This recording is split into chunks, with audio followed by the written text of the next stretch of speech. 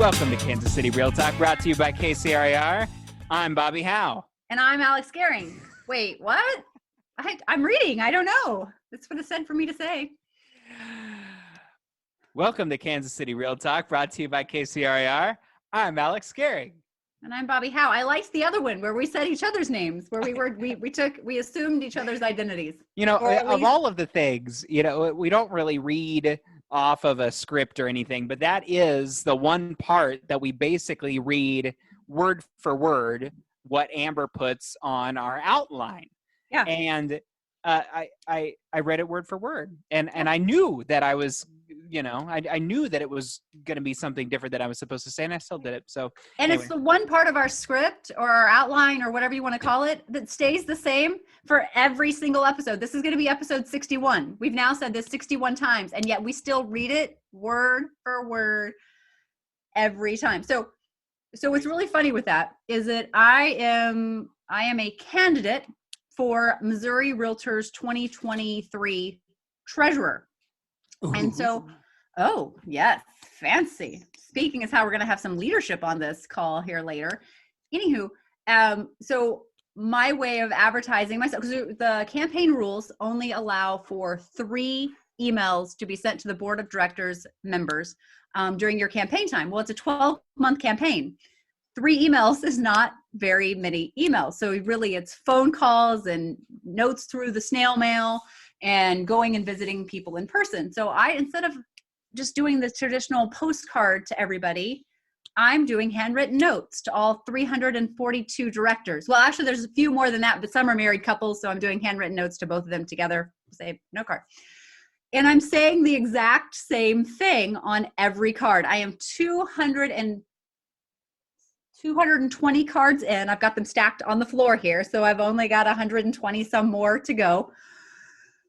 Anywho, but I have to, like, my brain says every single word every single time. Like, and I know that on my size of my postcards, they're like 5x7 cards. So they're fairly large size cards. That's my logo on one side. Yeah.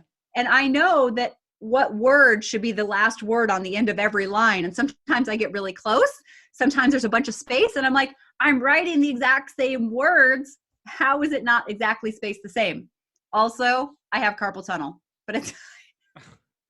Do you actually have carpal tunnel? I'm getting carpal tunnel from doing this project. So I can do about 10 at a time. It takes me about an hour and 20 minutes to get 10 of them done. And then I go and I do something for an hour or two. How long are these notes? I'll show you. Why are you writing notes that are that long? Well, so any They're all Missouri the same realtors that are thing, and you listening picked to this, a really long one to write? If I could have gone back in time, I would have printed most of the note on the backside and then just wrote a quick little note to everybody and then signed my name at the bottom. That would have been, but I'm big on handwritten notes. I don't like pre-printed stuff. I now realize that was an idiot, but here's how much I'm writing on the back of each one. Oh my God, Bobby. Wait, that was upside down. You people can't see this, but it's tiny print and it fills the entire thing. Also, and I've done that 220 times. What is up with your handwriting is too perfect. It's also like a perfectly straight line. See, I could never do something like that. It's not because I don't value handwritten notes, but like my handwriting is terrible. And if I were writing that much on a card like that, by the end of it, it would look horrible. Nobody could read it. Nobody could ever read it. That's the other thing I'm doing is I'm concentrating really hard to make sure there's equal spacing between the line above it and the next line so that I can make sure I'm kind of going in a straight-ish. So there's a lot of concentration with it. If you're a Missouri Realtor member, I just want you guys to understand that Bobby is writing an essay for each of you. You're going to get it. It's just for the directors. It's not every realtor. Oh my gosh.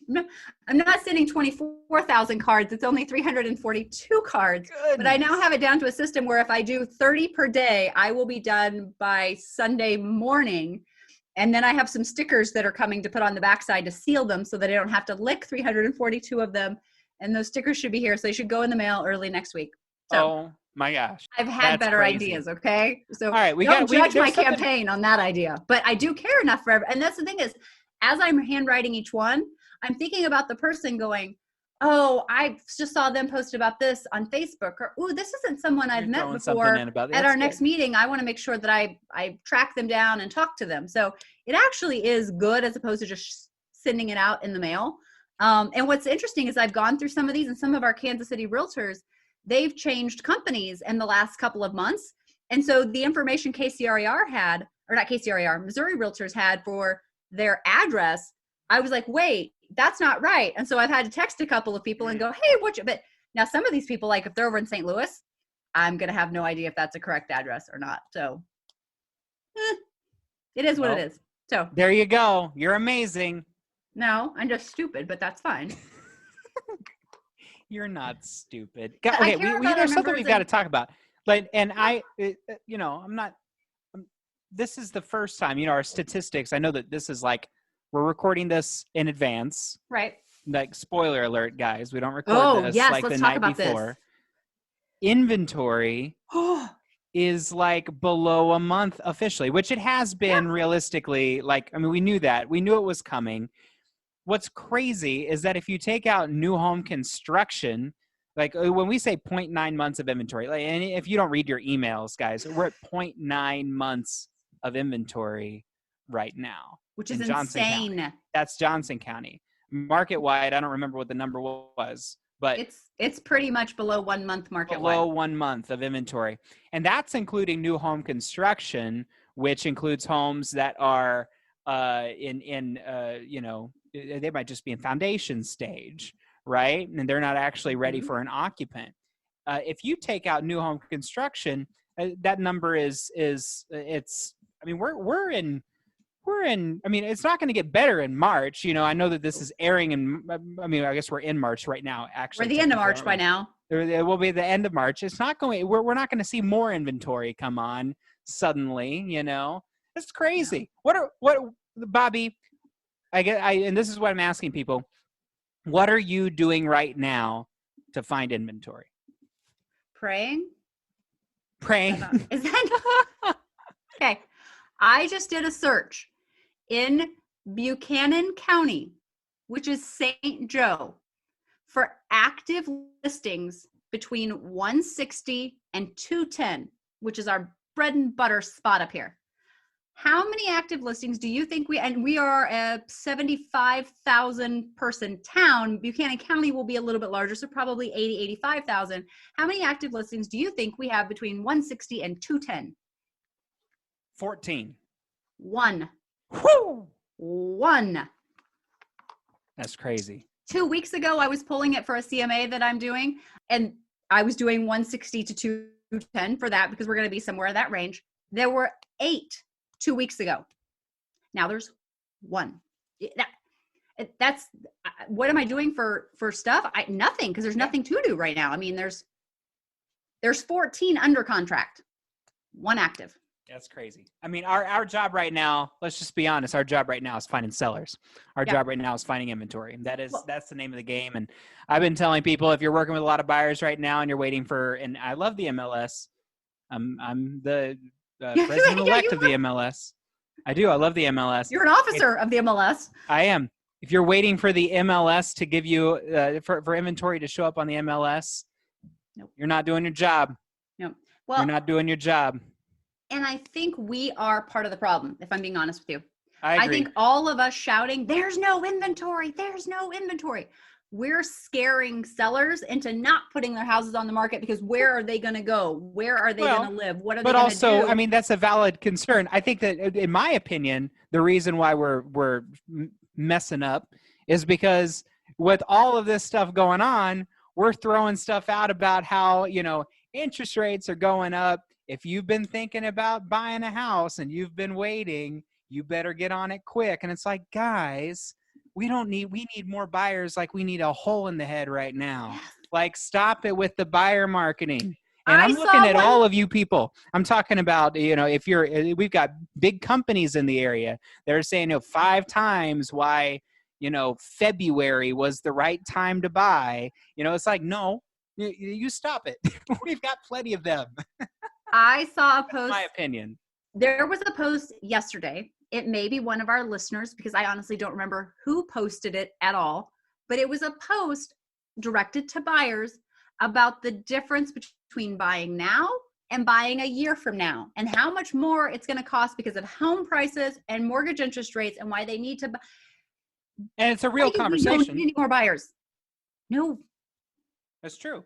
It's a real conversation. And I think that that's, yeah, it is entirely likely that we're going to see the same amount of appreciation year over year that we've seen, that we saw last year. There's a good possibility of that. And there's a strong possibility that prices are going to be much, much higher. Yep. That being said, yes, we really need inventory before we're bringing more buyers into this marketplace. We do. We can't have 17 offers on every single property in the market. I mean, that just isn't, we're cutting FHA buyers out of the marketplace. Let's just be honest. We're cutting a lot of VA people are being cut from the marketplace. They aren't able to buy right now in a lot of situations, which is, I mean, in both of those instances, that's really too bad. We work like really hard at the NAR level to make sure that FHA and VA programs, exist. We've worked really hard for that for a long time, and they're not able to really participate in the marketplace at the moment. It's a sad deal, and my heart aches for some of those people. And in a way, it's discriminatory. But you can't tell a seller. I mean, because it's not VA is not a protected class. FHA is not a protected class, and yet, it's not discriminatory in that sense, that we're in. But it is keeping people from participating in the marketplace. If you don't have enough cash right now to make up for a appraisal modification addendum, if you don't have enough cash to do that, what are you doing? And I cannot, in good conscience, be telling people to waive appraisals, pay over appraisal, waive your inspections. But that's what buyers are having to do to get the homes. And I, in good conscience, can't tell someone waive an inspection. That's a good idea. If they want to win. I know, but that comes back to me, just my own internal thing being like, you do what you want to do. I'll write the offer however you want to. That's right.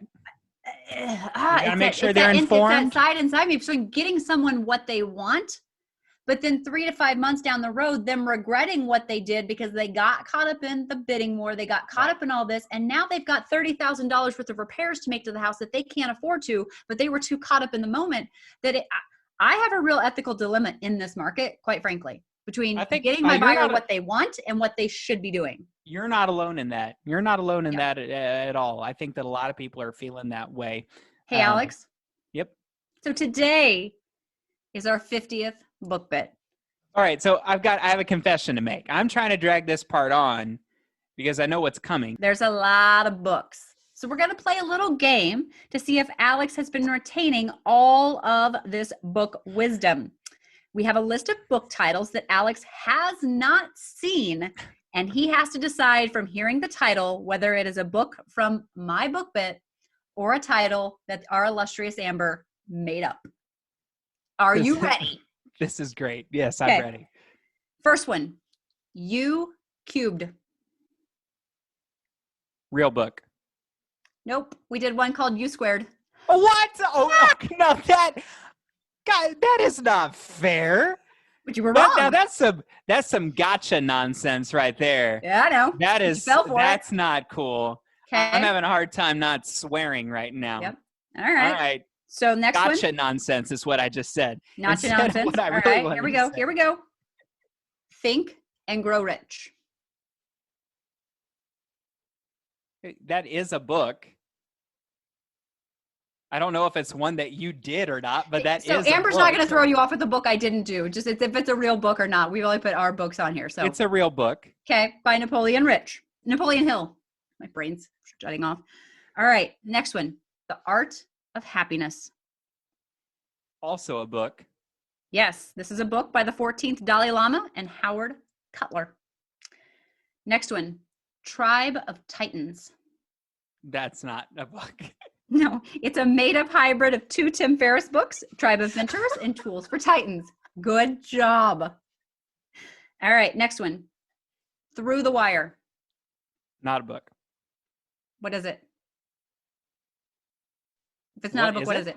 Mm-hmm. Huh? Through the Wire. See, now this is a double quiz because he should know this. What Through the is Wire. it? It's a Kanye song. He's trying to sing it. No, I don't know. I'm sorry. Okay, go look it up. Through the Wire's a Kanye song. Okay. Okay, from Kanye's which going through the wire album? right now. He's going through divorce. Poor Kanye. What? Oh, yeah, I know. I know. Which album is that on? I don't know these things. Okay, It's from The College Dropout. Okay, all right. Well, that's a good album. I don't know that song though. I'm sorry. All right, last one. Irresistible. Again, that is a book. I don't know. No, you did not do one called Irresistible. We did do one called Irresistible by You Adam did? Adler. Yep. By who? Adam Alter. Sorry, I said it wrong. Okay, all right. I didn't know that one. I That's don't the only one I remember got which wrong. episode, but yes, we did it. All right, so we need to do a book bit because our guest, which Hold on. I just worked really, really hard, and I think I only missed one of those. You're not going to give me any I'd missed two? No, you missed. Well, because the last one you said no to, and it really was one we did. So you missed the very first one. You cubed. So. Oh, I'm not going to count that. I got that one right. That was nonsense. Like I said, that was nonsense. Inaccurate. I'm still censoring myself. You're censoring so now you're censoring yourself. Also, I need you to know that I get a daily digest from the Postal Service of what mail I'm getting for the day. Have you signed up for this daily digest from USPS? Yeah, it's awesome. That's where I love it's it. at. So today I'm going to get a postcard that tells me not to be a mule, a money mule. Oh, I just flipped over to my email real quick and I was like, whoa, don't be a money mule. What's that about? I don't. Maybe you'll get one in your mail too. I'm not going to ruin the surprise for you. So we got a book bit. Let's do it. I can't do this in 1 minute. Bobby's book bit. Casey. So today we're going to be bringing on Janet Judd, who's the current president, actually Janet Rodriguez Judd, who is the current president of the Missouri Realtors. And so I wanted to do a leadership book. And my book that I chose for this episode is Never Eat Alone. Not a real book. And my quote from this book, you better remember this one. There'll be a quiz at 100. It'll be a fill in the blank where you got to fill out the words to finish the title. Anyways, the book is, it explains the art of networking and gives you advice how you can harness the power of good relationships to become a good networker, which in real estate, we've got to be a great networker, and Janet is a great networker. So my quote is, success in any field, but especially in business, is about working with people, not against them. What a crazy thought. But in real estate, sometimes we start working against the other side as opposed to working with them. That's right. We need to know how to do that better. So my 3 lessons is relationships aren't like cake. They're like muscles. Okay. So the great analogy in the book describes how relationships actually work, which is a good thing to know before you start building them. He says they're not like cake, which disappears over time because it gets smaller with every slice you take. But instead, relationships have a lot more common with muscles, and the more you use them, the stronger they get. And so he talks about generosity and loyalty and all that. And Alex just cannot believe that I compared relationships to cake because he wants some cake now, but that's fine. Lesson 2, start building your network now, not just when you need it. That's so typical when people get into real estate. We tell them to start building their network. Well, they should have built it before they even got into real estate. And you have to build it a long time before you need it. A good networker builds relationships like a marathon runner, not a sprinter. So you got to keep building it up. It's like that muscle. You got to build it up over time.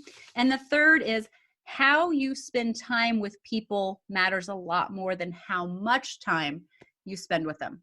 We even think back to Zooming right now, and it's just quantity, but it really should be more quality. Let's spend shorter bursts of time, but actually have those quality conversations. Have your real trusted friends.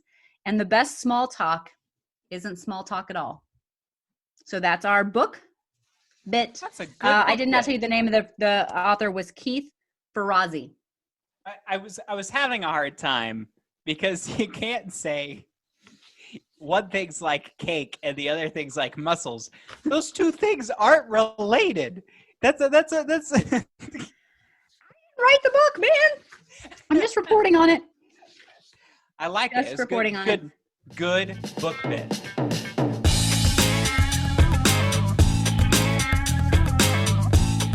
Welcome back to Kansas City Real Talk, brought to you by KCRER. I'm Bobby Howe, and we are joined this afternoon by the illustrious Janet Rodriguez Judd, the 2021 Missouri president. Yay! Congratulations, Janet. Thanks for being here with us. I'm excited to have you here. I'm excited. Thank you, Bobby. Thank you, Amber. And thank you, Alex. I know I'm going to enjoy it. Thank you. We're going to enjoy you. So there's that. So Janet, I love your story. So tell us your real estate journey, but tell us your journey before real estate. Tell us all the things you've done in your life, because I love it. I absolutely love your story. Well, for me, I'm an Air Force brat. So my dad was in the service, so we traveled everywhere. So I went to 13 different schools before I graduated. So that means 3 different high schools. So just the homeless nomad. And so it's really weird that I sell homes.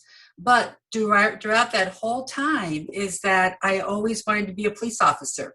I guess the military, the discipline, and all of that I didn't bother studying for anything else. It was always law enforcement, criminal justice, that kind of stuff for me. And so I became a police officer and did that for just under 5 years. I was the first female in a 55-man department.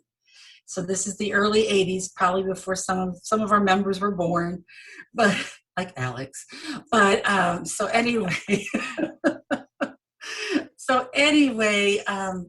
that's what I did. And I did real estate. I got into real estate while I was a police officer because in police work, you end up doing a lot of odd jobs to make extra money. And, some of those odd jobs are like sleeping on construction lots at night to make sure they didn't steal the cranes and materials and stuff. They're just weird things. I got to do some guarding for a Shah, at the Ritz-Carlton for his harem. Got to do a lot of odd jobs because I was a female and got to do some weird things. Got to do some SWAT team exercises and my background being Puerto Rican, so I got to throw a lot of Spanish at him and terrorize him that way. But anyway, I got to do a lot of unusual, cool things, and I met my husband being a police officer. But so when we sold his house, and I was really involved in that process, Rick said, maybe you should try real estate. You seem to really like it and you had a knack for it and you understood it. Maybe you should get your license. So I did, and it just kind of took off. And, my fellow brothers and sisters, brothers in real estate, didn't really have any sisters.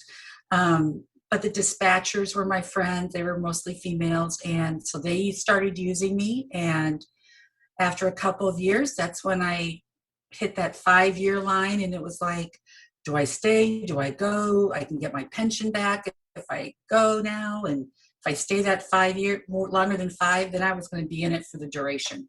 And so I left because Rick was a police officer and it was hard having 2 officers in the house, and wanting a family and all that good stuff. So real estate became full time. And I was with Ira Berry. And when I had like 5 deals lined up and, I thought I was hot stuff, I had 5 deals. I was, I did 33,000 under $1 million my first year, which was huge back then.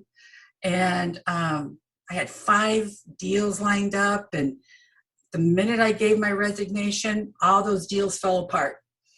It was septic, termite, furnace. Everything that I touched fell apart. And my broker said, if you stay, you're going to be a great agent after having such hurdles. And I couldn't go back. There was no going back. Those guys would have never let me forget it. So I stayed, and here I am 36 years later. 36 years. Mm-hmm. You look like it was yesterday. Incredible story. It does. But Bobby knows my story because at installation, they caught me by surprise. And an award ceremony from the chief of Clayton and my husband, they conspired, and it was a total shock. And that man, I'm hard to surprise.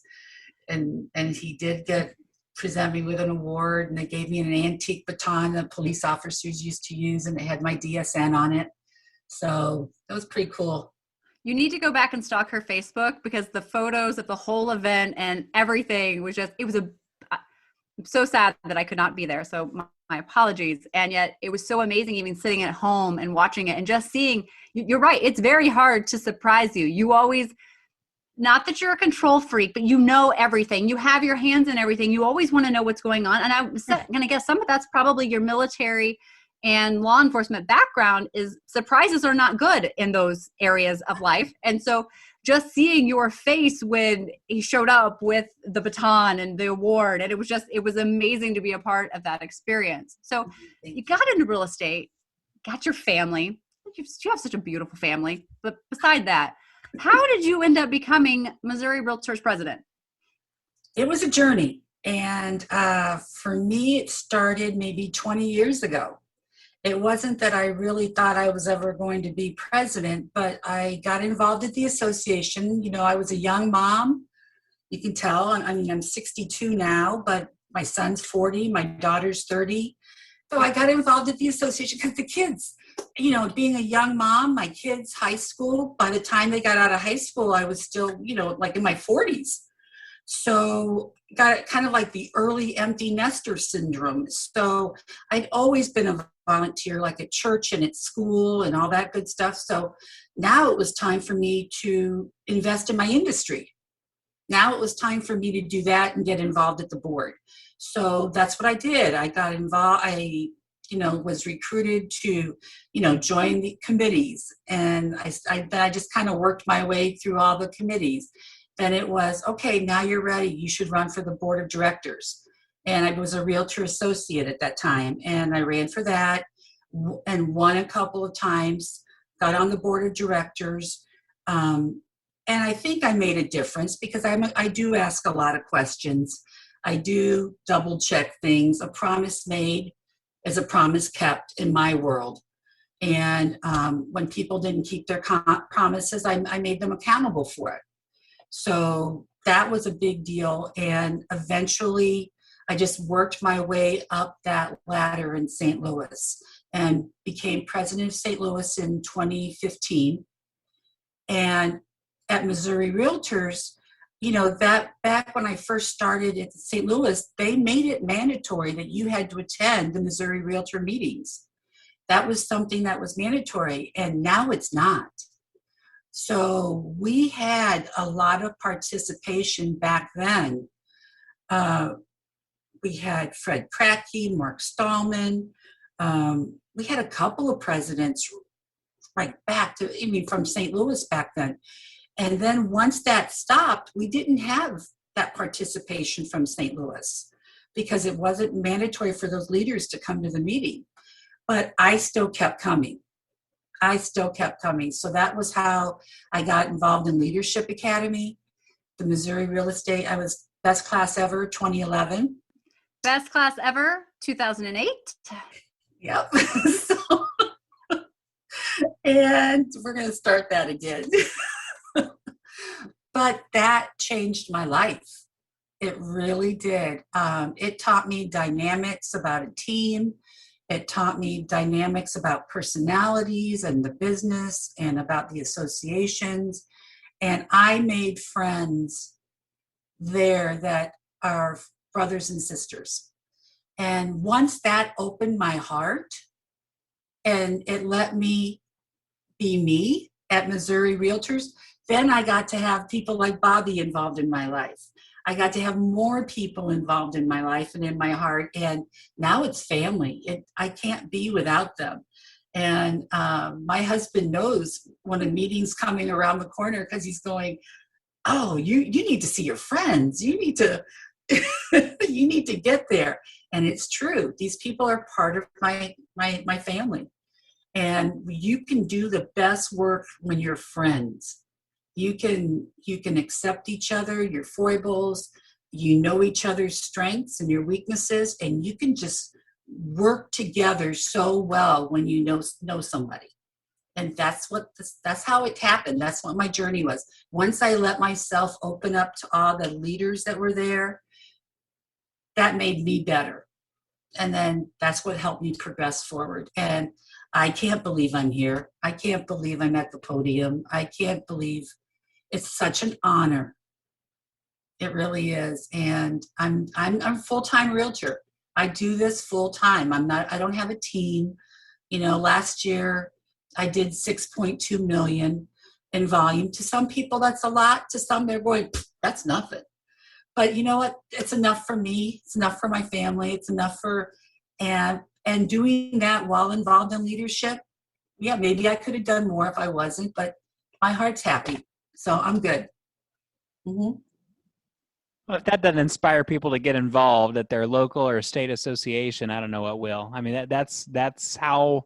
I mean, gosh, people like Bobby and others that have gotten me involved, we do become family in that way, and it's just a really fun thing. You Mm-hmm. nailed it. So I understand that the Missouri Realtors theme this year is Ideas Mm-hmm. Matter. And I wanted to know a little bit more about that and what is the intention behind that and kind of your inspiration behind that. Well, for me, it's that once we had that collaboration, like Bobby is great at strat planning and being creative and, how she verbalizes and vocalizes things, which is kind of like, it can be fun. It can be spontaneous, but then somebody else, she can bring something forward and then somebody else might get a nugget from that. And then you take that and your brain kind of goes ding, ding, and then it's like a pinball machine. And then all of a sudden you get a great idea. And that's how we got C2EX, the cruise and 2,500 cruise tickets. Because somebody said C2EX sounds like a cruise ship. And we went, oh, that's it. We can do this. Do you remember that, Bobby? How exciting that was? I do. I remember sitting in that room and just being like, oh, the best idea we've ever had. It just happened. And here we were being like, rah, rah, rah, rah, and it just came out. And then guess what? Other states followed us. And that's what Missouri does. We are followed. We want to lead. I don't want our star to not shine. I want it to always shine and eclipse the others. So when you empower people to do that, it's amazing. So that's why ideas matter. And there isn't a crappy idea out there. We can just always massage it, finesse it, work with it. And that's why I made it Ideas Matter. There's no borders, no boundaries with ideas. I tell everyone there's safe conversations, right? Everything's a safe zone. And that's what I want it to be, but no borders and no boundaries. We can just go anywhere we want with it. And one of the things that I love about it is that it engages anybody. Anybody can have an idea. Anybody can bring forth an idea. This isn't about Janet's year. This is about the Missouri Realtors year. And what are the ideas the Missouri Realtors can do? You're just the leader under which all of those amazing things, you're facilitating it happening underneath you. And that's one of the things that I absolutely love about your motto and your theme for this year. Another major issue that you are tackling this year under your leadership is realtor safety. What made you want to focus on realtor safety during your year? It's always been near and dear to my heart. I mean, I know it's the law enforcement background in me, but there's so much of what we do in our business that's not safe. Going to a vacant home with a stranger, telling strangers that you're going to be sitting at a house from 1 to 3 all by yourself. Isn't always the safest thing to do. And we're fortunate that, I've been doing this 36 years, but I've had some moments when I'm like, man, that could have been, if that was someone else, that would have gone down the wrong way. Because I have different instincts than other people have. I do have a different personality than other people have. But, my daughter, she's 5'4", 110 pounds, soaking wet. someone could lift her up and take her away in a heartbeat. That would never happen to me. I was never 110 pounds soaking wet. So I'm 5'7". I've always been a big girl, but I've always known how to do self-defense. I'm very alert. I'm very cognizant of my surroundings. And there are people out there who don't have a clue. And that's why, I teach a safety course, and I teach it from the realtor perspective of listings and buyers and sellers and how to protect them and how to make them more cognizant of what's going on in their lives. So that's why safety for me, it's always going to stay in my life forever, because I look So Janet, you talked about how sometimes we even slip up, even when we know better. And I actually had an incident happen to me just last week, and it scared me, quite frankly. So I was showing a property way out in the country, and it ended up being much further out in the country than I realized. And I had ended up so far out in the country that I had no cell service whatsoever. And it's an earth contact house. And I'm sitting there and I'm waiting on my people, and they're running late, I found out, but they couldn't tell me they were running late because I had no cell service. Now, I'm one of those people who tells my husband where I'm going. Even if I go for a run here at my house, I tell him I'm taking this street, this street, this street, and this street. So if I don't come home, all 4 streets, you need to go check to see where I'm at. Like, that's just something ingrained into me. For whatever reason, this day, I did not tell my husband where I was going other than the town, which when you're driving on these back roads, like you could hear the banjos playing. We were that far out in the country. Mm-hmm. Then there's these weird cars that keep driving by this property very, very slowly. And I'm sitting outside because it's a beautiful day. I'm waiting for my people to show up. I don't want to be inside this vacant earth contact house because it's scary in there. Right. And I realize I don't have any cell service. And I'm trying to reach my husband, tell him where I'm at. And I even get up on the roof of the house, waving my phone as high as I can, trying to tell him, this is the address if something happens to me. And I've been in this business since I was 8 years old. And even veterans, we slip up sometimes and we forget things. And and I told my people when they got there, I said, if you were not the clients that I've known, and I've been showing them houses for 9 years, I know them pretty well. We're never going to find the house. Those people. But had it not been you, once I got here, I would have gone, had I not known you, I would have drove back to my office and told you to come meet me there. Like, it was just that much of my feelers of going off. And we need to listen to that. They call it women's intuition. I don't know what men have. I'm not really. Spidey sense, whatever it is. But once you're aware of a situation, if you had trusted your gut just a few minutes earlier, sometimes you're not able to react to that situation because you're not going to be given the opportunity. And I'm glad you brought up about the Wi-Fi. 33% of the country doesn't have adequate internet.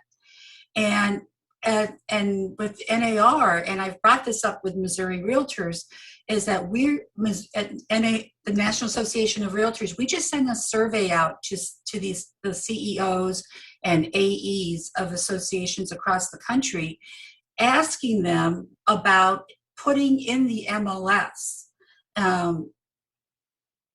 things like poor Wi-Fi, putting about how that if the house can't be seen from the road, and the poor Wi-Fi because of the Supras, we can't use our phone. And if you know that you're going to have poor Wi-Fi, then you might bring somebody with you. That's a safety issue. Predators look to isolate us. That's what they want to do. They want to get you in a surroundings that you're isolated. They want to make sure that people don't see you. And that's what they stalk, not just one person at a time. They might be stalking 5 or 6. And they might start first on Facebook. They scroll through Zillow looking at the faces, because everybody has a type. And so that's what they look at.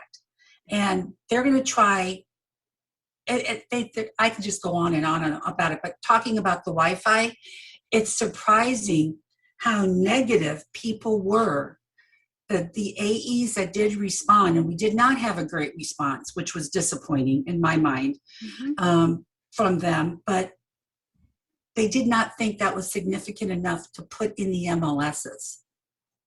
And so we're going to have to work on a culture change with realtors to make them aware of this. And it's going to take all of us to work on a culture change to teach the consumers that we're not Pop-Tarts and that we do have protocols and that we want to follow those protocols. And if that means coming and meeting us in a neutral location, for me, it's always a food place. I know all the food places around me. So I'll meet you on that parking lot. Yeah. You know, Yep. and that's how I'll do it. I'll meet you at Popeyes. I'll meet you at Burger King. I'll meet you anywhere. But it's on a parking lot at first. But I've had my scary things. And I had a situation last year where I was showing a house in Overland, Missouri, decent neighborhood. I'd shown it several times. And guy said, I'm going to be showing the property, you know, asked me to show the property. I said, sure, what time and what kind of car do you drive and who's going to be with you? I mean, I get all of that up front. He said, my wife. And so I always park, you know, opposite the house so I can see it, see when they pull in. I never park in the driveway, so I'm not blocked in, etc. I don't go in houses until the people get there. And I do that, number one, for security, but two, so that no one can ever say I took anything because I was always with somebody. I didn't take meds. I didn't take anything. So anyway, I get there and they pull in the driveway. There's 4 guys in the car. Oh. No female, 4 guys, 4 big guys. Oh. And so I call them. What happened was one of the guys from the back seat got out and went in the backyard. So now I see the guy in the backyard and I go, this is interesting. You know, no, for me, I'm going, I want to see how this plays out. So I call the guy and I said, hey, it's Janet. You know, I drove by, I see your car. I said, what did the guy get out of the car for? And he goes, what guy? What guy? And so I just, you know what, this showing's not going to happen, bud. You know, whatever his name was, it's not going to happen.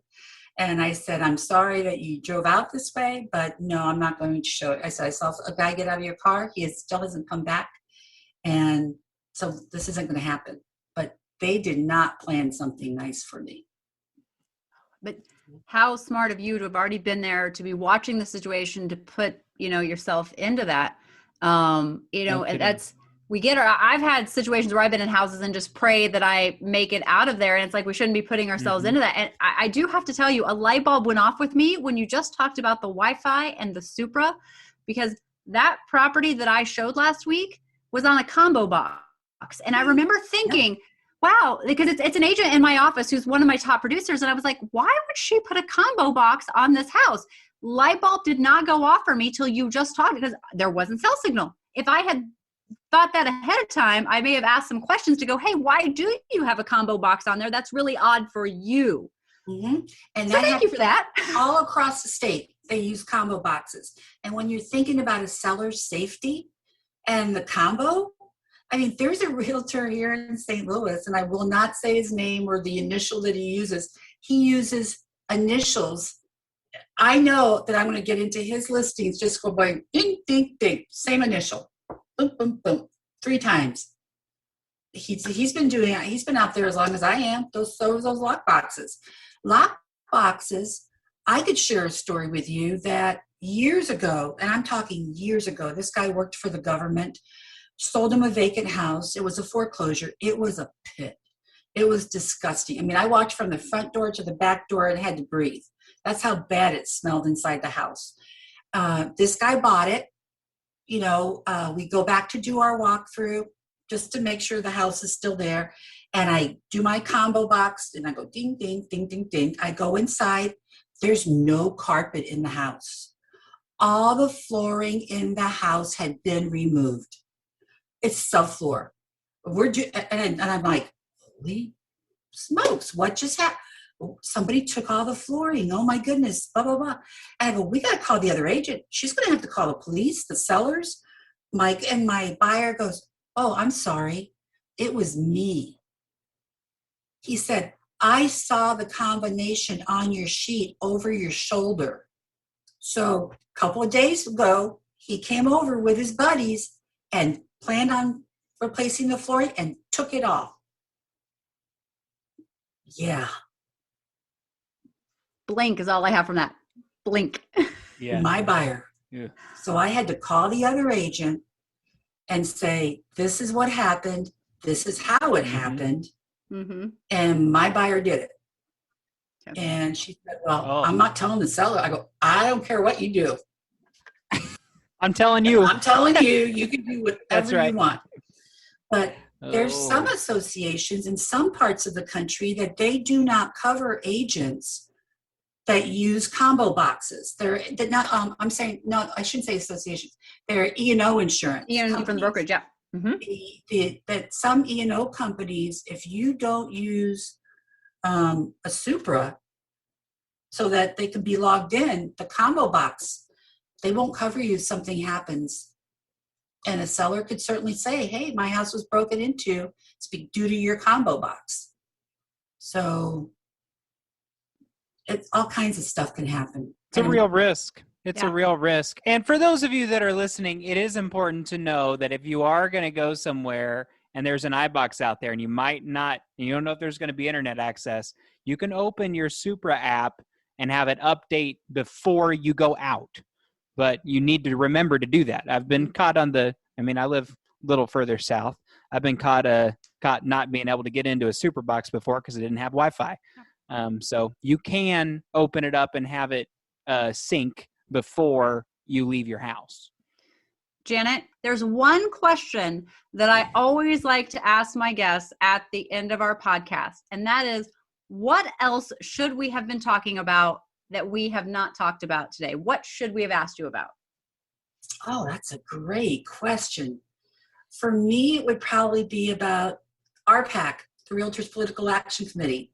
You know, being involved in, if you're a realtor, you're in politics. You may not realize it, and you probably don't have a clue how much RPAC has done for your business and how much we've advocated on your behalf so that you don't have to pay additional taxes, so that in Missouri, you were considered an essential personnel, and we got to continue selling real estate during COVID.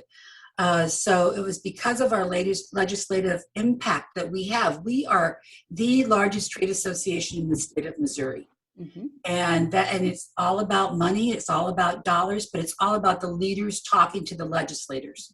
And so that's why RPAC should be on your watch, on your face dial, front and center, and you need to know about it. So that would be it. Thank you so much for being here with us today. I only speak for myself, but I can tell Alex absolutely loves you, and Alex wishes he could be a Missouri realtor too, so that we can have amazing leadership like yourself surround us every single day. So thank you for being here with us today, Janet. Darling, thank you, Amber. Thank you, Alex. Janet. It was nice to meet you. Take care.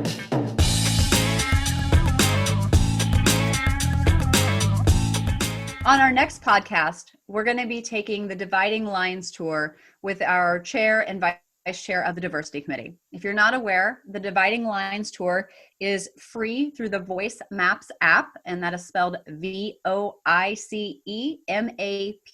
Voice Maps. They have a bunch of different tours through different cities, but here in Kansas City, they have the Dividing Line tours. It's going to take you on a tour all over Kansas City. You're going to start at Shawnee Mission East, and you're going to end up past Troost and Paseo and hear the story of segregation through Kansas City. It takes about 90 minutes to do it, but if you'd like to follow along in our conversation on the next podcast, it would be great if you've taken the tour ahead of time.